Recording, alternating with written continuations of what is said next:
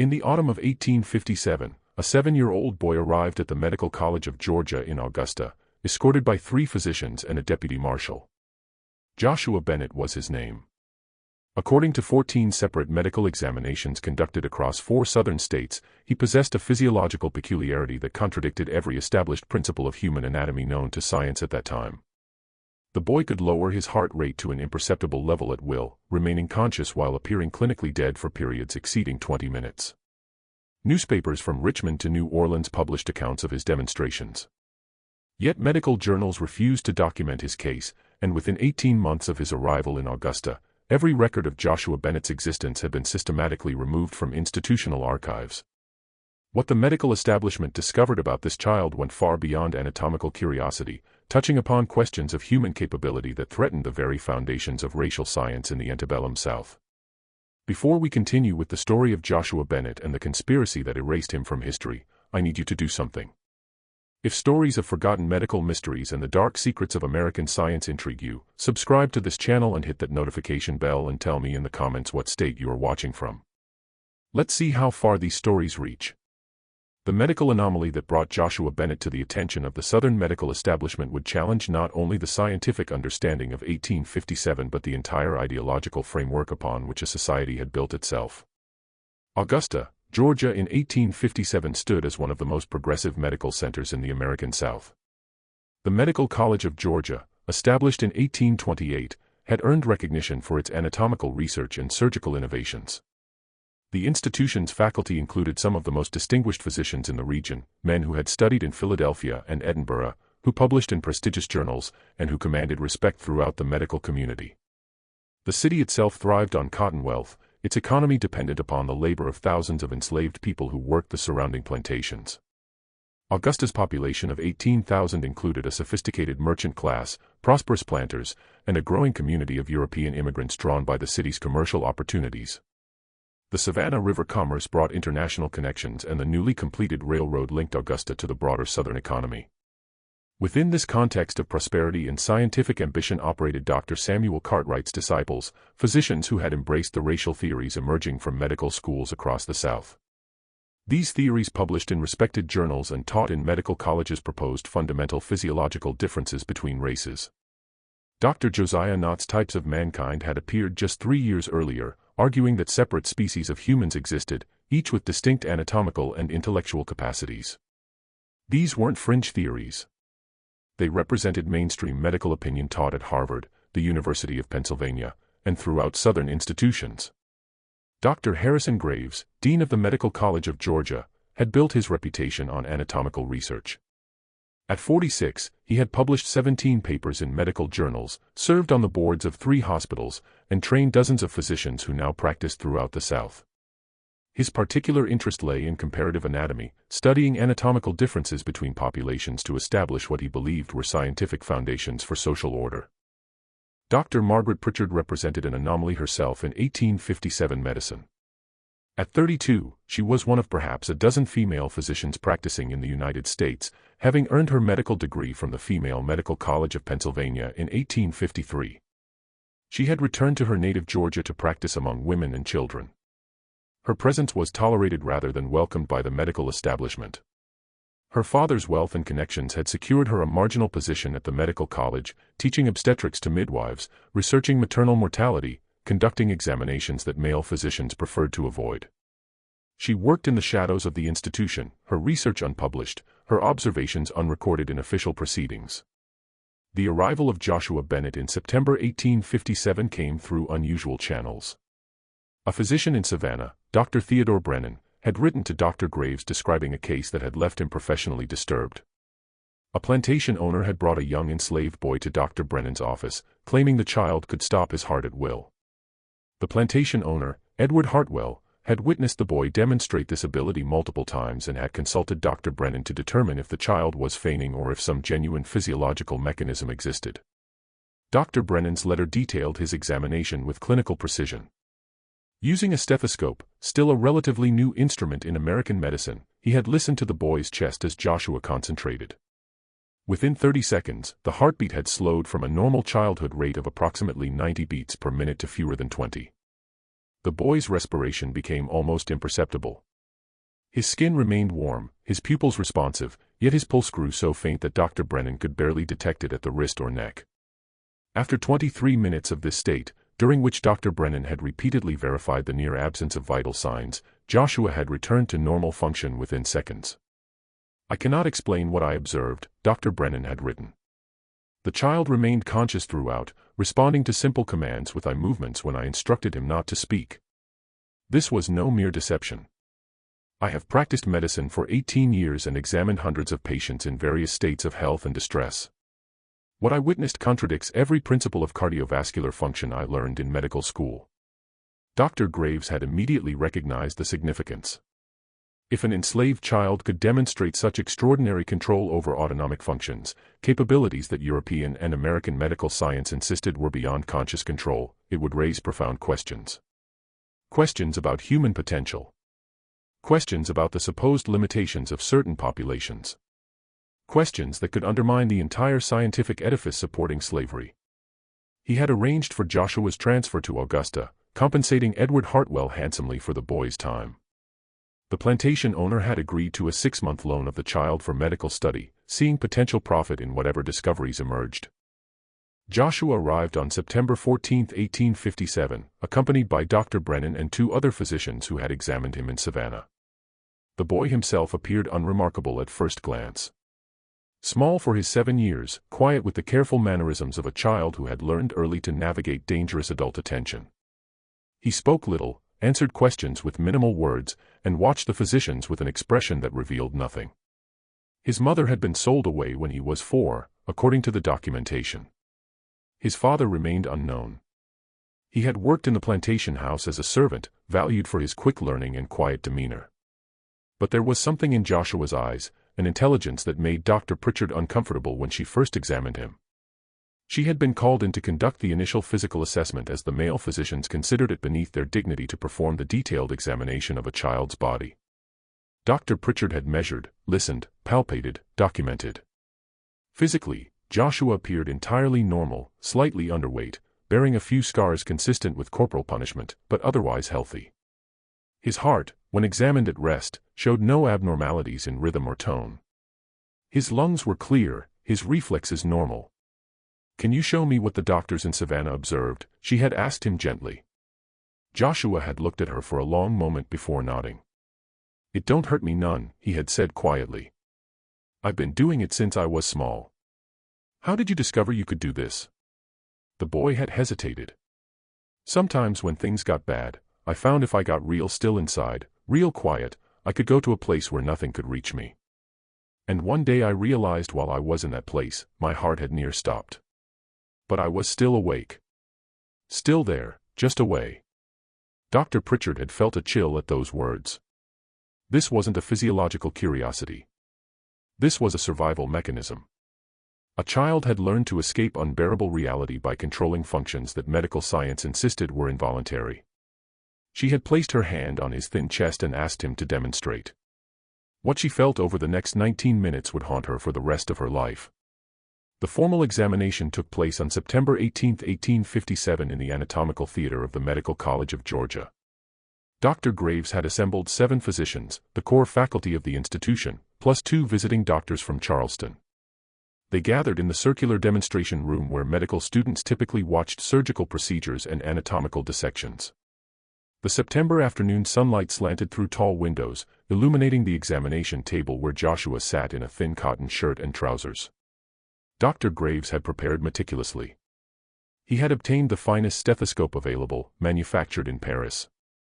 He had arranged for precise timekeeping using the college's astronomical chronometer, accurate to the second. He had invited Dr. Pritchard to maintain detailed written records of all observations, her neat handwriting filling page after page of the leather-bound journal that would later disappear from the college archives. "Gentlemen," Dr. Graves began, his voice carrying the authority of his position. "We are here to observe and document a physiological phenomenon that if verified will require us to revise our understanding of autonomic nervous function. Dr. Brennan has provided testimony of what he witnessed in Savannah. Today we will conduct a rigorous examination under controlled conditions." Joshua sat very still on the table, his legs dangling over the edge. He looked smaller in the large room, surrounded by white men in dark coats carrying the instruments of medical inquiry. Dr. Pritchard stood to the side with her journal, her face carefully neutral, but her hand trembled slightly as she prepared to write. "Joshua," Dr. Graves said, his tone taking on the particular cadence white Southerners used when addressing enslaved people, neither kind nor cruel, but firmly establishing hierarchy. "These gentlemen are going to examine you. You will cooperate fully. Do you understand?" "Yes, sir. Dr. Brennan has told us you can slow your heart. Is this true?" "Yes, sir." "Show us." The boy took a slow breath and closed his eyes. The room fell completely silent except for the ticking of the chronometer. Dr. Graves placed the stethoscope against Joshua's chest, his expression one of professional skepticism. The other physicians watched intently. For the first 30 seconds, nothing appeared to change. Then Dr. Graves' expression shifted, his eyes widened slightly. He held up one hand for silence, though no one had spoken. He counted under his breath, his lips moving soundlessly. "Impossible," he murmured. He looked at Dr. Brennan. "You were correct. The rate is dropping precipitously." He gestured to Dr. Edmund Wright, the college's professor of physiology. "Verify this." Dr. Wright took the stethoscope, listened, and his face went pale. "I count fewer than 15 beats per minute. This should not be compatible with consciousness." They tested Joshua's responsiveness. Dr. Graves snapped his fingers near the boy's face. Joshua's eyes opened, tracking the movement, though he remained in his slowed state. They asked him to raise his right hand. He did so, the movement slow but deliberate. They pricked his finger with a lancet. He flinched, a small drop of blood welling up. "He's conscious," Dr. Wright said, his voice tight with confusion. "Fully conscious with a heart rate that should indicate imminent death." Dr. Pritchard wrote furiously, documenting every detail. She noted the time. 3 minutes had passed since Joshua had entered his altered state. His skin remained its normal color. He was not cyanotic. His breathing had slowed but continued. The pulse at his wrist was barely palpable but present. They continued the examination for 27 minutes. Throughout that period, Joshua remained in his slowed state, responding to commands, maintaining consciousness, defying every principle of cardiovascular physiology the physicians had learned. Several doctors took turns with the stethoscope, each verifying what seemed impossible. A heart beating so slowly it should not sustain life, yet a child remaining awake and aware. When Dr. Graves finally told Joshua he could stop, the boy took another deep breath, and within seconds his heart rate normalized. The transition was so swift it seemed almost supernatural, though Dr. Pritchard noted that it appeared to be under the same conscious control as the slowing had been. The physicians stood in stunned silence. Finally, Dr. Robert Kimball from Charleston spoke, his voice shaking slightly. "Gentlemen, I have practiced medicine for 23 years. I have examined hundreds of Negro slaves in the course of my work. What we just witnessed contradicts everything I have been taught about the physiological limitations of the African race." Those words hung in the air like smoke. Dr. Pritchard felt her stomach tighten. She understood immediately what Kimball meant and what his statement implied for everyone in that room. The entire foundation of Southern medical science rested on the premise of fundamental physiological differences between races. Dr. Samuel Cartwright had published papers describing drapetomania, the supposed disease that caused slaves to flee captivity. Dr. Josiah Nott had argued that Negroes possessed smaller lung capacity, inferior cranial capacity, reduced intellectual function. These weren't fringe theories. They were taught in medical schools, cited in court cases, used to justify an entire social system. But here sat a 7-year-old enslaved child, demonstrating a level of physiological control that European medical science insisted was impossible for any human, much less for a supposedly inferior race. If a Negro child could consciously regulate functions that white physicians believed were beyond voluntary control, if he could demonstrate capabilities that suggested extraordinary mental discipline and self-mastery, then what did that say about the entire scientific edifice of racial difference? Dr. Graves understood this immediately. His face had gone rigid, his mind clearly racing through the implications. "We will conduct additional examinations," he said firmly. "We must determine the mechanism by which this occurs. There must be an anatomical explanation." Over the next 3 weeks, Joshua underwent examination after examination. The physicians tested him under various conditions. They measured his temperature, his respiration, his blood pressure using the newly developed sphygmograph. They drew his blood and examined it under microscopes, looking for some peculiarity that might explain his ability. They measured his skull, recorded the dimensions of his chest, analyzed his diet. They found nothing. Anatomically, physiologically, Joshua Bennett appeared to be an entirely normal 7-year-old boy. Nothing in his physical structure suggested any mechanism for his extraordinary ability. Yet he could demonstrate it repeatedly on command with consistent results. Dr. Pritchard observed all of this with growing unease. She watched as the physicians became increasingly frustrated, their certainty in established medical knowledge eroding with each examination. She also watched Joshua, saw how he withdrew further into himself with each invasive procedure, how the light in his eyes dimmed as he was prodded, measured, discussed, as if he were an anatomical specimen rather than a child. During one examination, when the other physicians had left the room briefly, she spoke to him quietly. "Joshua, how did you learn to do this?" The boy looked at her with eyes that seemed far older than 7 years. "When Master Hartwell would beat us, I found I could go away inside. Found I could make everything slow down until it didn't hurt so much. Until I was somewhere else, even though my body was still there. Does it frighten you? Being able to do this?" "No, ma'am. It's the only thing that's ever been just mine. The only thing they can't take." Those words echoed in Dr. Pritchard's mind as she continued documenting the examinations. This child had developed a survival mechanism in response to trauma, had taught himself to control his own physiology as a defense against unbearable suffering. And now, white physicians were examining him like a curiosity, never considering the human cost of his ability. As October arrived and the examinations continued, tensions began to emerge among the faculty. The initial scientific excitement had given way to something darker, a growing recognition that Joshua's existence posed a threat to their entire worldview. Dr. Kimball returned to Charleston, but not before writing a letter to Dr. Graves that Dr. Pritchard happened to see left on a desk. "We must be cautious about how we proceed," the letter read. "If word spreads of what this boy can do, it will be weaponized by abolitionists. They will claim it demonstrates Negro capabilities equal or superior to whites. The social implications are profound." Other physicians began expressing similar concerns. Dr. Wright argued in a faculty meeting that they should publish their findings, that science demanded documentation regardless of social consequences. Dr. Graves disagreed vehemently. "We don't fully understand what we're observing," he insisted. "Publishing prematurely would be irresponsible. We need more time, more study." But Dr. Pritchard, listening from the hallway, where she had no official right to attend faculty meetings, understood what was really happening. The physicians had encountered something that contradicted their fundamental beliefs, and rather than revising their beliefs, they were seeking ways to suppress or reinterpret what they had observed. She began conducting her own quiet research. In the medical college library, she found references to similar phenomena in Eastern medical traditions. Yogis in India who could slow their heartbeats. Buddhist monks who could control their body temperature. These accounts were typically dismissed by Western physicians as exaggerations or superstitions. But what if they were real? What if human beings possessed capabilities that Western science had simply refused to acknowledge because they didn't fit established frameworks? She also began talking more with Joshua during the examinations, drawing him out when they were alone. The boy revealed more of his history, how he had first discovered his ability at age 4 shortly after his mother had been sold. How he had used it to escape during the worst moments of plantation life. How he had been careful to hide it from most people, showing it only once to another enslaved child who had then told the plantation owner, leading to Joshua's current situation.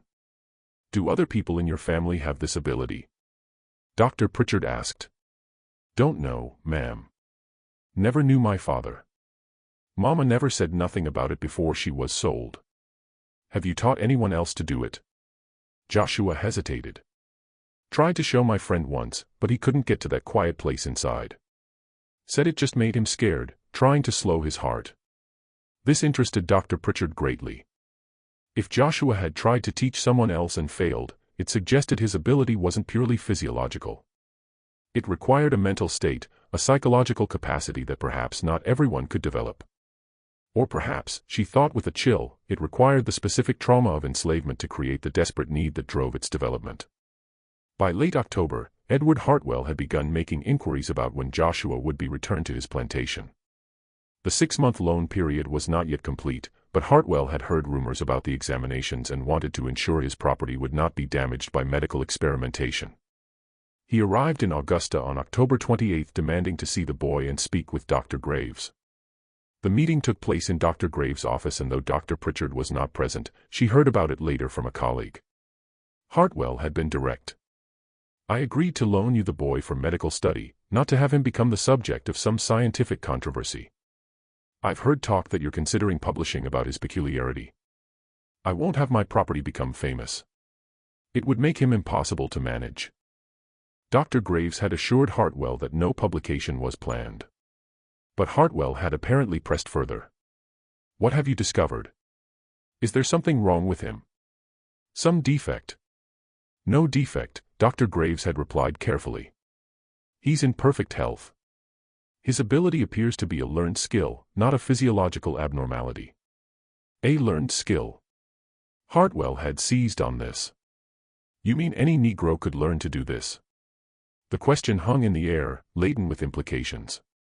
If Joshua's ability was learned rather than innate, if it was a skill any human could potentially develop, then it said nothing about racial physiology. It was simply an unusual talent like juggling or memorization. But if it suggested some untapped human potential, some capacity for self-mastery that slavery was supposed to preclude. Dr. Graves had not answered directly, according to the account Dr. Pritchard heard. Instead, he had changed the subject, discussing the remaining examinations planned, and assuring Hartwell that Joshua would be returned in good condition. But that conversation had consequences. Within days, Dr. Graves called a private meeting of the senior faculty. This time, Dr. Pritchard was explicitly excluded, but she had developed connections among the staff, a janitor who cleaned the meeting rooms, a secretary who filed documents. Through these connections, she learned what was decided. The faculty had voted to cease all examinations of Joshua Bennett. They would document what they had observed in sealed records available only to faculty members. They would not publish any findings. They would return the boy to Hartwell's plantation and recommend that his ability be suppressed rather than demonstrated. The official reason given was that further study had yielded no new insights and that continued examination served no scientific purpose. The real reason, Dr. Pritchard understood, was fear. Fear of what Joshua represented. Fear of the questions his existence raised. Fear of undermining the entire scientific justification for slavery that these physicians had spent careers building and defending. She made a decision that would haunt her conscience for years to come. She began secretly copying the examination records. Working late at night in the medical college library, Dr. Pritchard transcribed the official examination records into her own private journal. She documented every measurement, every observation, every test the physicians had conducted on Joshua Bennett. She also added her own notes, observations about the boy's psychological state, conversations they had shared, her theories about how he had developed his ability. She worked carefully, knowing that if discovered, her actions would end her already tenuous position at the medical college, but she was driven by a conviction that this knowledge was too important to suppress. Joshua's case represented something profound about human potential, about the capabilities of the human mind to influence the body. To bury it for social convenience seemed to her a betrayal of scientific principles. On November 3, 1857, Dr. Pritchard had a conversation with Joshua that revealed something she had not previously understood. "Joshua," she said gently as she conducted what would be one of his final examinations. "You've been very patient with all of these doctors examining you. Do you understand why they've been so interested?" The boy looked at her with those ancient eyes. "They're scared, ma'am." "Scared? Scared of what?" "Scared that if a slave boy can do something they can't, maybe everything they believe is wrong." The insight was so penetrating, so accurate that Dr. Pritchard felt her breath catch. This 7-year-old child understood the political and social dimensions of his situation better than most of the physicians examining him. "You're right," she said quietly. "That's exactly what scares them. What happens to me now?" "You'll go back to Mr. Hartwell's plantation." Joshua nodded slowly. "And they'll want me to stop. To never show anybody what I can do." "Probably." "Yes." The boy was silent for a long moment. Then he said something that would echo in Dr. Pritchard's mind for the rest of her life. They can take everything from us. Our names, our families, our freedom, but they can't take what's inside. That's why it scares them so much. On November 9, 1857, Joshua Bennett was returned to Edward Hartwell's plantation. Dr. Graves provided Hartwell with a brief written report, stating that the examinations had found nothing medically significant, that the boy's ability was a curious trick, but of no scientific importance, and that he was healthy and fit for work. Dr. Pritchard watched from a window as Joshua climbed into the wagon that would take him back to the plantation. He didn't look up at the medical college. He sat very still, very small as the wagon pulled away down the dusty Augusta Street. She thought that would be the end of the story. She was wrong. 3 weeks later, on November 28, a letter arrived at the medical college addressed to Dr. Graves. It came from a physician in Milledgeville named Dr. Horace Finch. Dr. Pritchard learned of the letter's contents through her network of sources within the college administration. Dr. Finch wrote that he had heard rumors about a boy examined at the Medical College of Georgia who could control his heart rate. He was writing because he had encountered a similar case, a 14-year-old enslaved girl on a plantation near Milledgeville who could apparently achieve the same state. Her owner had consulted Dr. Finch to determine if she was ill or possessed. Dr. Finch had examined her and observed the same phenomenon. Conscious control of heart rate to an almost imperceptible level. This cannot be coincidence, Dr. Finch wrote. If 2 cases exist, there may be others. I believe we may be observing a learned skill transmitted through the slave population, perhaps taught secretly as a form of resistance or escape. The implications are considerable and require immediate investigation. Dr. Graves' response to this letter was swift and decisive. He wrote back to Dr. Finch, stating that the Augusta examination had been inconclusive, that no reliable evidence of genuine physiological control had been documented, and that the supposed phenomenon was likely a combination of deception and observer error. He strongly discouraged Dr. Finch from pursuing the matter or discussing it with colleagues. But Dr. Finch was not easily dissuaded. In December, he traveled to Augusta to speak with Dr. Graves in person. Dr. Pritchard was present in the outer office when the 2 men met, and she heard raised voices through the closed door. "You're suppressing evidence," Dr. Finch accused. "I've examined this girl thoroughly. There is no deception. She can demonstrate this ability repeatedly under controlled conditions." "Even if what you say is true," Dr. Graves responded, his voice tight with anger, "what purpose would publishing serve? To provide ammunition for abolitionists to suggest that Negroes possess capabilities we've denied. Think about what you're proposing." "I'm proposing we document the truth. The truth is more complicated than you understand. I've spent my career building the scientific foundations for our social order. I won't see that work destroyed because of a physiological curiosity. So you'll bury it, pretend it doesn't exist. I'll act in the best interests of science and society, which sometimes requires discretion." Dr. Finch left Augusta that day, but he didn't abandon his inquiry.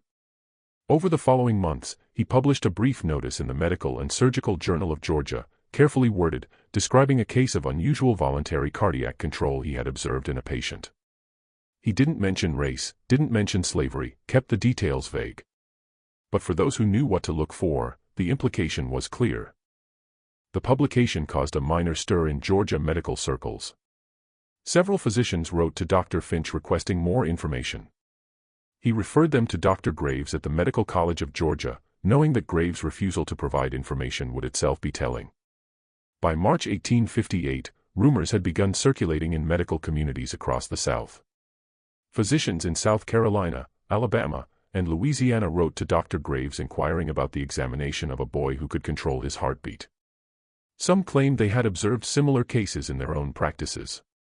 Others demanded access to the examination records for verification. Dr. Graves found himself in an increasingly difficult position. The suppression he had hoped would end inquiry had instead generated more questions, and each inquiry risked exposing the real reason for his silence. In April 1858, the situation escalated in a way no one had anticipated. A northern physician, Dr. Charles Mays from Philadelphia, published an article in the American Medical Times discussing cases of voluntary control over involuntary functions. Dr. Mays had heard rumors about the Southern cases and was arguing that such phenomena, if verified, would support theories of mind-body interaction that challenged current medical materialism. If the human mind can exert conscious control over functions previously believed to be entirely automatic, Dr. Mays wrote, then we must reconsider our understanding of consciousness itself. Such capabilities would suggest that mental discipline and training could influence physiological processes in ways we have not imagined. This has implications not only for medicine but for our understanding of human potential across all populations. The article never mentioned race explicitly, but its implications were obvious to Southern physicians. Dr. Mays was known to have abolitionist sympathies.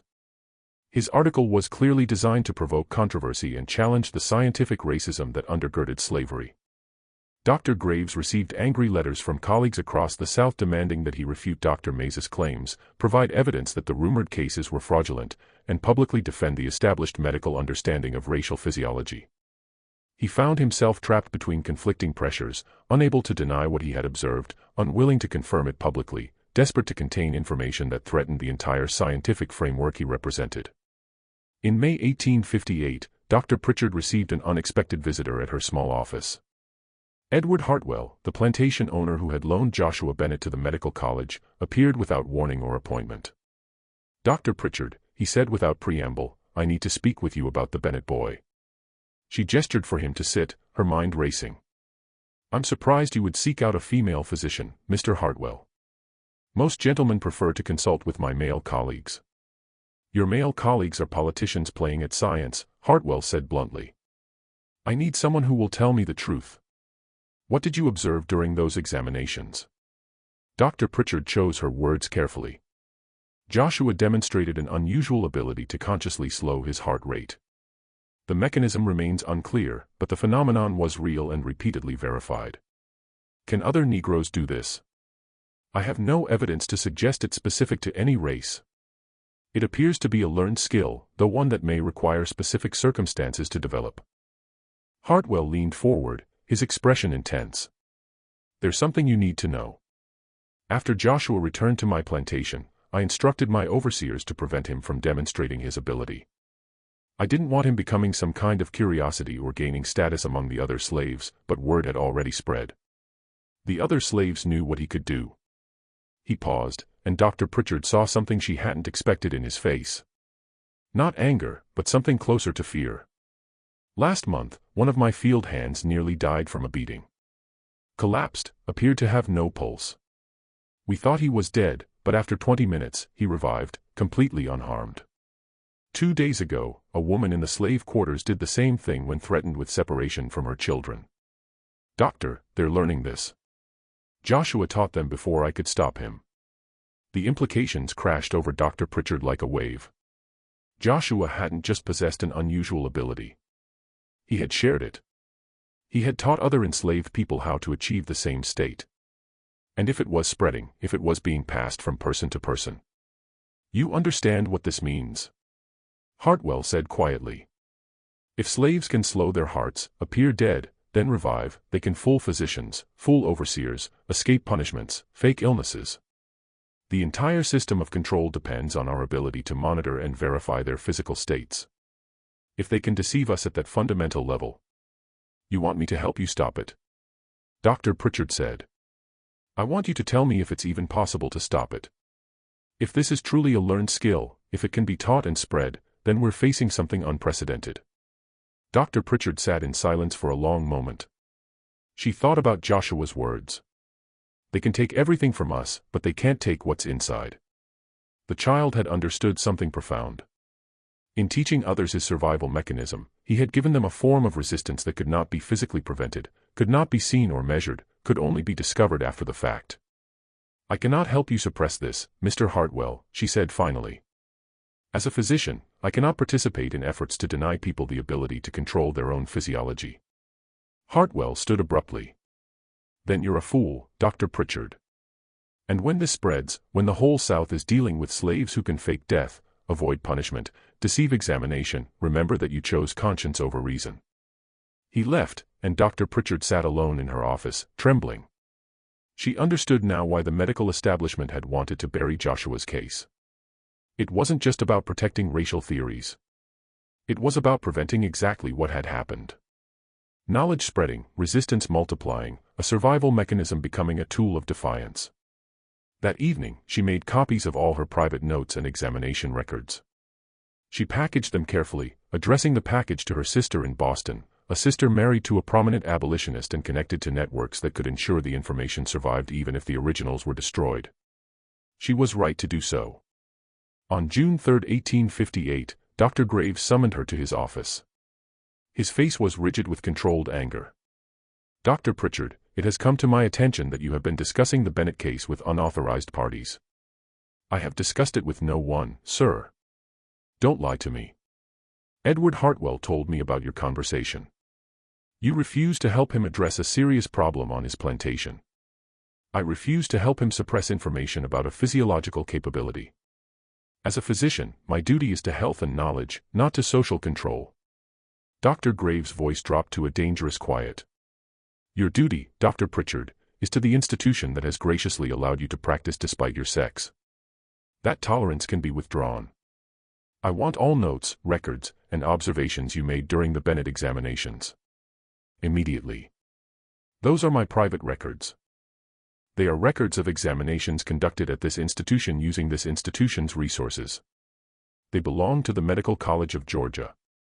Surrender them or I will have you removed from the premises and ensure you never practice medicine in this state again."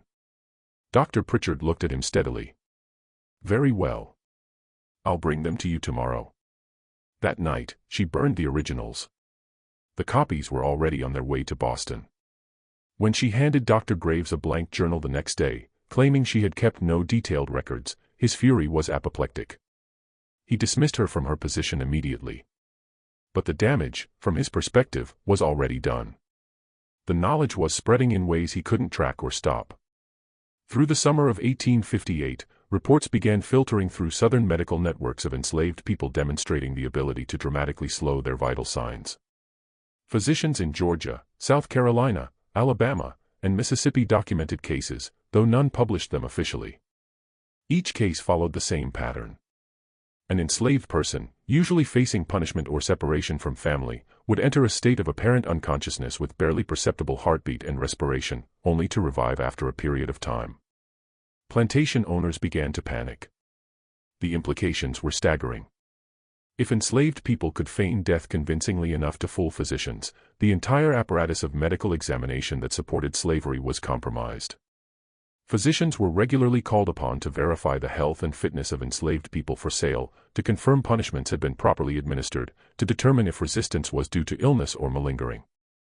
If their examinations could be fooled at such a fundamental level, how could owners trust any medical assessment? Dr. Pritchard, through her connections in Augusta's free black community, learned details that never reached white medical circles. The technique was being refined as it spread. Practitioners were discovering variations. Some could maintain the slowed state for over an hour. Others could slow their heart rate while appearing to remain active and responsive. A woman in Savannah had reportedly used the technique during childbirth, maintaining enough consciousness to deliver her baby while appearing semi-conscious to the attending physician, thus avoiding the experimental procedures he had planned to perform on her. More disturbing to the establishment were reports of the technique being used for coordinated resistance. In one case near Charleston, 3 enslaved men scheduled for sale had simultaneously entered the slowed state during their pre-sale medical examination, causing the physician to declare them dangerously ill and the sale to be postponed. By the time they recovered days later, the buyer had moved on to another auction. The men had effectively sabotaged their own sale through a form of resistance that left no evidence and could not be definitively proven as intentional. These stories reached Dr. Pritchard in fragments, passed through careful networks of communication that existed beneath white awareness. She documented what she heard, understanding that she was recording a form of resistance that had no parallel in the known history of slavery. This wasn't violent rebellion or escape. It was something more subtle and perhaps more threatening. The quiet assertion of bodily autonomy through means that could not be detected or prevented. In August 1858, a physician named Dr. Lawrence Tucker from Savannah published a letter in the Charleston Medical Journal that marked a turning point. Dr. Tucker described examining an enslaved woman who had collapsed during punishment and appeared to have died. He had pronounced her dead after detecting no pulse for 15 minutes. The woman had been prepared for burial when she suddenly revived completely unharmed. Dr. Tucker wrote that he could not explain what he had witnessed, but suggested that Negro physiology might include mechanisms unknown to medical science, a carefully worded statement that attempted to explain the phenomenon without acknowledging its implications. The letter sparked immediate controversy. Several physicians wrote responses arguing that Dr. Tucker had simply made an error in examination, that the woman's pulse must have been present but too faint to detect. But other physicians wrote privately to Dr. Tucker describing similar experiences, creating an informal network of doctors who had witnessed the phenomenon but didn't dare discuss it openly. Dr. Graves found himself besieged by correspondence from colleagues demanding answers. How widespread was this ability? Could it be detected? Were there medical tests that could distinguish genuine death from the slowed state? He had no answers to provide because acknowledging the questions would require admitting what he had spent a year trying to suppress. Just when we thought we'd seen it all, the implications of what Joshua Bennett had unleashed spread beyond anyone's control. If this story is giving you chills about how resistance can take the most unexpected forms, share this video with a friend who loves dark historical mysteries. Hit that like button to support our content and don't forget to subscribe to never miss stories like this. Let's discover together what happened in the final months of 1858. By October, Dr. Graves had received letters from plantation owners across 3 states demanding that the Medical College of Georgia issue a public statement explaining the phenomenon and providing methods to detect deception. He found himself in an impossible position. To explain the phenomenon, he would have to admit that enslaved people possessed capabilities that contradicted established racial science. To provide detection methods, he would have to acknowledge the phenomenon was real and spreading. A meeting was convened in October 1858 at the Medical College, gathering 15 prominent Southern physicians to discuss what they privately called the cardiac question. Dr. Pritchard learned of the meeting through a medical student who had been tasked with preparing the meeting room. The discussion, according to his account, had been heated and fearful. Some physicians argued for full disclosure, publishing detailed studies acknowledging the phenomenon and revising medical understanding accordingly. Others insisted that such honesty would be catastrophic, providing abolitionists with powerful ammunition and undermining the entire scientific justification for slavery. The debate had grown so intense that several physicians had walked out, refusing to participate in what they saw as a conspiracy of silence. The final decision was a compromise that satisfied no one but protected everyone's interests. They would issue a carefully worded denial that dismissed reports as exaggerations while privately informing trusted colleagues about methods to identify the slowed state through careful, prolonged examination. Physicians would be advised to never pronounce death without observing a body for at least 3 hours and to check for subtle signs of life that might indicate the slowed state rather than genuine death. His solution was to deny everything. In November 1858, the Medical College of Georgia published a brief notice in medical journals stating that rumors of voluntary cardiac control among the Negro population were unfounded, based on observer error and misinterpretation of natural variation in heart rates. The notice insisted that no credible evidence supported claims of conscious control over involuntary functions and that physicians should not give credence to such reports.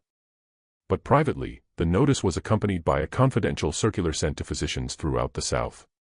This document, which Dr. Pritchard managed to obtain a copy of through her Boston connections, provided detailed instructions for detecting the slowed state. It described the subtle signs that distinguished it from death: faint warmth in the extremities, occasional involuntary muscle twitches, extremely slight chest movements that might be missed in casual observation.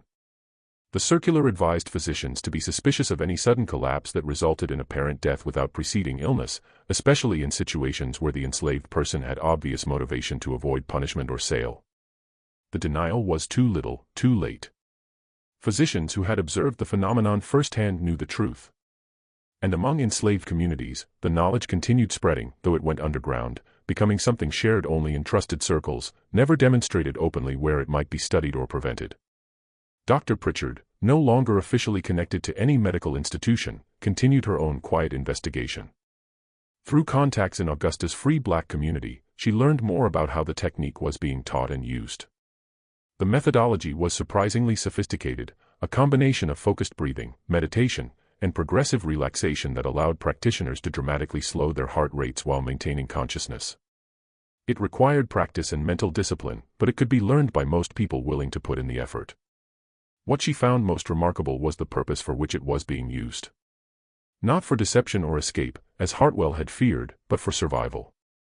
Enslaved people were using the technique to endure punishments that would otherwise break them, to create moments of inner refuge in circumstances of unrelenting trauma.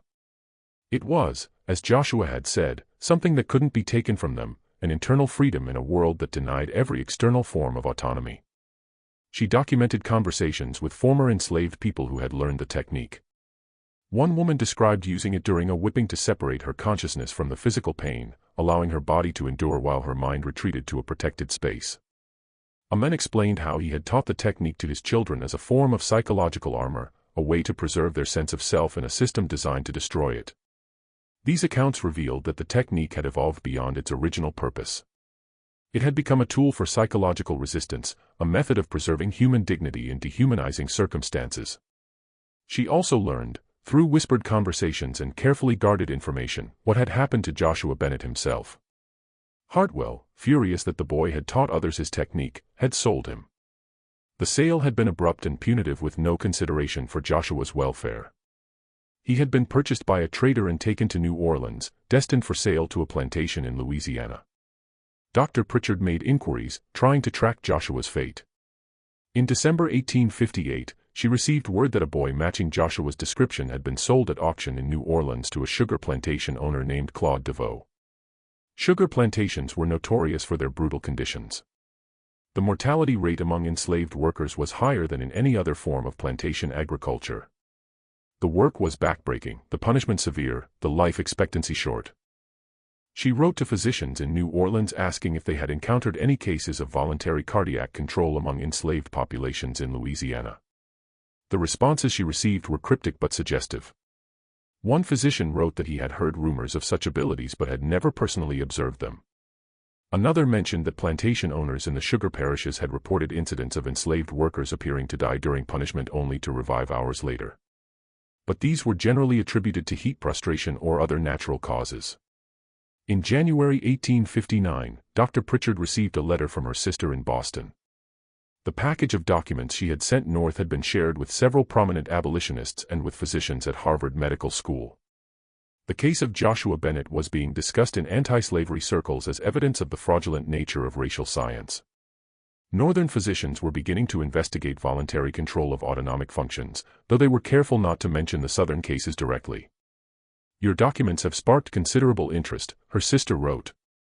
"Several physicians here are arguing that if such capabilities exist, they suggest human potential is far less bounded by physiology than Southern science claims. The implications for the slavery debate are significant." But in the South, the official position remained unchanged. The Medical College of Georgia's denial stood. No medical journals published articles about voluntary cardiac control in enslaved populations. The examination records of Joshua Bennett were officially listed as lost in a file reorganization. Physicians who had observed the phenomenon were quietly pressured not to discuss it. The suppression was remarkably effective. Within 2 years, most medical professionals who hadn't directly witnessed the phenomenon dismissed it as rumor or fraud. The few documented cases were buried in private collections or destroyed outright. Dr. Margaret Pritchard left Georgia in 1860, moving to Pennsylvania, where she practiced medicine among working-class communities until her death in 1889. She never published her observations about Joshua Bennett, though she kept her private journals and occasionally shared the story with trusted colleagues. After her death, her papers were donated to the Female Medical College of Pennsylvania, where they sat unexamined in archives for decades. In her final years, Dr. Pritchard received occasional reports about the continued use of the cardiac control technique among African American communities. A former patient, a freedwoman who had escaped from Georgia in 1863, told her that the technique was still being taught in some communities, though always quietly and only to trusted individuals. The woman described it as a spiritual practice as much as a physiological one, a way of asserting control over one's own body in a world that had denied such control for generations. Dr. Pritchard also learned in 1867 of a peculiar incident during the Civil War. A Union Army physician stationed in Louisiana had reported examining captured Confederate soldiers alongside formerly enslaved people who had joined Union forces. He had noted that several of the black soldiers demonstrated an unusual ability to remain calm under extreme stress with heart rates that barely elevated even under combat conditions. The physician had attributed this to some natural difference in stress response, never realizing he was observing a learned technique passed down from slavery. The technique Joshua had taught, the ability to consciously slow one's heart rate to near imperceptible levels, did not disappear. It was passed down through enslaved communities, becoming part of an oral tradition of survival strategies. After emancipation, knowledge of the technique persisted in some African American communities, though it was rarely discussed publicly and never formally studied. In 1872, Dr. Pritchard encountered a physician from New Orleans at a medical conference in Philadelphia. During a private conversation, she carefully broached the subject of voluntary cardiac control, watching his reaction. The physician grew quiet, then admitted that he had observed such cases during his practice in Louisiana, but had never spoken of them publicly. "There were things we saw during slavery that we were not permitted to acknowledge," he said quietly. "Things that contradicted what we were supposed to believe about human capacity and racial difference. We learned to look away, to explain away what we saw because the alternative was too threatening to our entire understanding of the world." He told her that he had once examined a young man on the DeVoe plantation, a teenager who had survived conditions that killed most within months. The boy had demonstrated unusual resilience, an almost preternatural ability to endure. The physician had suspected the boy was using some technique to manage pain and stress, but he had never investigated further. When Dr. Pritchard asked the boy's name, the physician couldn't remember. "There were so many," he said. "We didn't always record their names." Dr. Pritchard wondered if that resilient teenager might have been Joshua Bennett, now grown, still surviving through the technique he had taught himself as a child. But she never learned for certain. The records from DeVoe's plantation had been destroyed during the war, and the plantation itself had been abandoned, its former enslaved population scattered across the South. Modern medicine would eventually discover that such control is indeed possible. In the 20th century, researchers studying meditation, biofeedback, and yogic practices documented that humans can learn to consciously influence heart rate, blood pressure, and other autonomic functions. The techniques developed by Indian yogis, Tibetan monks, and certain meditation practitioners demonstrated that the mind-body connection is far more profound than early Western medicine believed. In the 1960s, a researcher studying cardiovascular responses in meditation practitioners documented a case remarkably similar to what Dr. Pritchard had observed with Joshua Bennett. A practitioner of Tibetan meditation could slow his heart rate to fewer than 15 beats per minute while remaining fully conscious and responsive. The researcher published his findings in a respected medical journal, presenting the capability as a remarkable discovery. No one connected it to the suppressed reports from antebellum Georgia because those reports had been so thoroughly erased from medical history. In the 1970s, biofeedback research demonstrated that ordinary people could learn to consciously influence their heart rates through training and practice. The techniques developed in clinical settings bore striking similarities to what Joshua Bennett had taught himself through desperate need: focused attention, controlled breathing, progressive relaxation, and mental discipline. What medical science presented as a novel therapeutic technique was in reality a capability that traumatized people had been discovering and teaching each other for generations. But in 1857, when a 7-year-old enslaved child demonstrated this capability to Southern physicians, the knowledge threatened too many vested interests to be acknowledged. The scientific establishment chose suppression over inquiry, protecting social ideology rather than pursuing truth. What became of Joshua Bennett himself remains unknown. No records exist of his life after the 1858 sale in New Orleans. He would have been 14 at the time of emancipation in 1865 if he survived that long. The mortality rate for enslaved children on Louisiana sugar plantations was among the highest in the South, and many did not live to see freedom. Yet his impact endured in ways the physicians who examined him never anticipated. The technique he shared spread through enslaved communities, providing countless individuals with a method of internal resistance and psychological survival. It represented something profound. Even under the most complete external control, the human mind retained sovereignty over its own internal processes. That sovereignty could not be measured, examined, or suppressed by medical science. Some historians believe that techniques similar to Joshua's may have been known in African cultures before the slave trade, passed down through generations, and adapted to the specific traumas of American slavery. Traditional African spiritual practices often included methods of meditation, breath control, and mental discipline that bore similarities to what Joshua demonstrated. If true, then Joshua may have been rediscovering or adapting ancient knowledge, giving it new purpose in a context of unprecedented oppression. Dr. Pritchard herself came to believe this after conversations with African American patients who described their grandparents teaching them old ways of controlling breath and heartbeat during times of danger. These teachings were framed as spiritual practices connected to ancestral wisdom, but they contained the same essential elements Joshua had demonstrated: the ability to consciously influence supposedly involuntary physiological processes through mental discipline. The Medical College of Georgia never acknowledged what they had observed.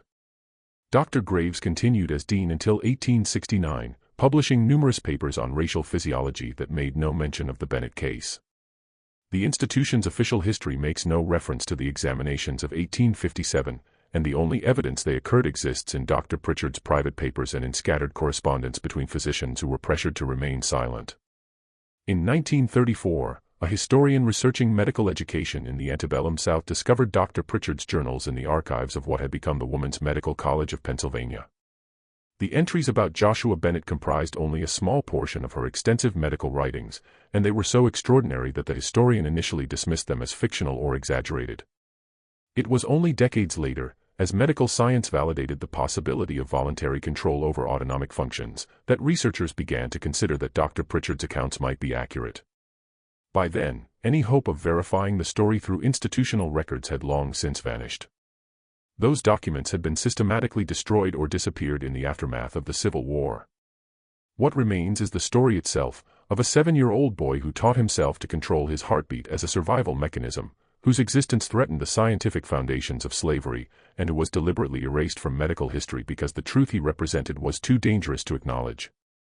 Joshua Bennett demonstrated something that Southern medical science had spent decades denying: that human capabilities are not bounded by race, that the mind possesses profound influence over the body, and that even in the most oppressive circumstances, people can develop extraordinary means of resistance and survival. The medical establishment of 1857 chose to bury that truth. They suppressed evidence, destroyed records, and silenced witnesses because preserving their social order mattered more than scientific integrity. In doing so, they revealed the deepest fear underlying slavery: not that enslaved people were incapable, but that they possessed capabilities that owners could neither control nor comprehend. This case shows us how institutional power can suppress inconvenient truths, and how the most profound forms of resistance sometimes operate in silence, spread through whispered teachings, and survive not in official records but in the memories and practices of oppressed communities. What do you think of this story? Did Joshua Bennett's technique truly spread as Dr. Pritchard believed, or were the later reports exaggerated by fear and rumor? Leave your comment below. If you enjoyed this tale and want more stories of forgotten medical mysteries and hidden resistance, subscribe, hit the notification bell, and share with someone who loves history's darkest corners. See you in the next video.